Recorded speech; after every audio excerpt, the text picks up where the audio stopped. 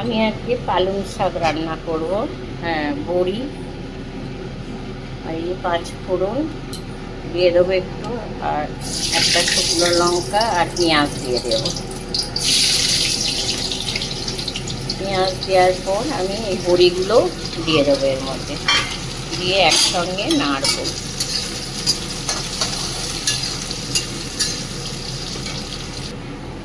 বড়ি আর পেঁয়াজ লাল হয়ে গেলে আমি এখন কচু দিয়ে দেব। কচু, আলু,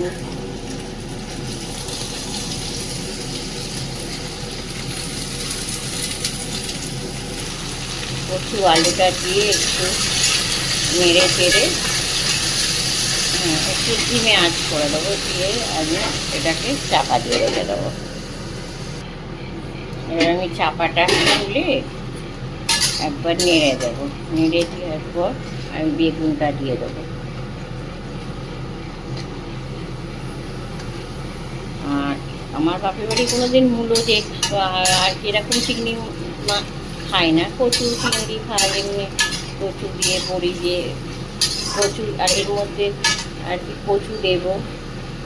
এটাই আমি শ্বশুরবাড়ির খাওয়া এটা। আর এর মধ্যে মূলো দেয়, চিংড়ি মাছ দেয়, কিন্তু আজকে আর আনিনি। হ্যাঁ, খারাপ লাগে না, ভালো লাগে। একটু রসুন বাটা দেবো। এটা বেগুন, আলু, আর আলু একটুখানি দিয়েছি, কিন্তু কচুটাই সব। আর বড়ি আর পেঁয়াজ দিয়ে ভাজা, একটু রসুন দিয়েছি, 5 ফোড়ন, শুকনো লঙ্কা। আমাদের বাপের বাড়ি এটা খায় না, এখানে দেখি এরকম করেই খায়। কিন্তু এর মধ্যে আবার মূলো চিংড়ি মাছও দেয়, ভালো লাগে। আমি একটু কাঁচা লঙ্কা বাটা দিয়ে দিলাম, আর একটু আদা বাটা দিয়ে দিয়েছি।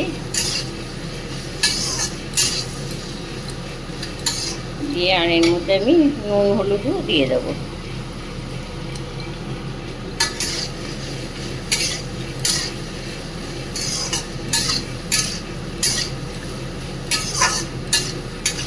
নুন হলুদটা দিয়ে আমি একটু চাপা দিই। এবার আমি চাপাটা খুললে একটু নেড়ে চেড়ে, আর শাকগুলো না একটা চুটি ছিল, কিন্তু এটা নুন মাখিয়ে রেখেছিলাম।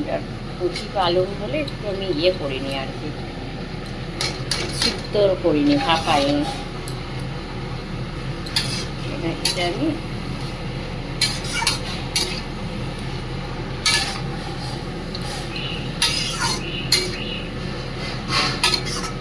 নেড়ে আরেকটু জল দেব। জল দিয়ে আমি চাপা দিয়ে আবার রেখে দেব।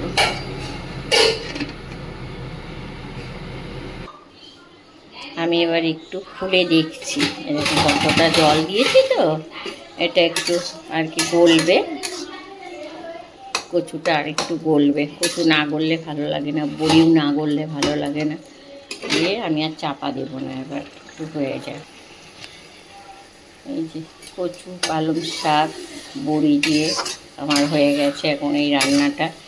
আপনারা চিংড়ি মাছ মূলো দিয়ে করে দেখবে। যদি ভালো লাগে খেয়ে, তাহলে লাইক, কমেন্ট, শেয়ার করবে।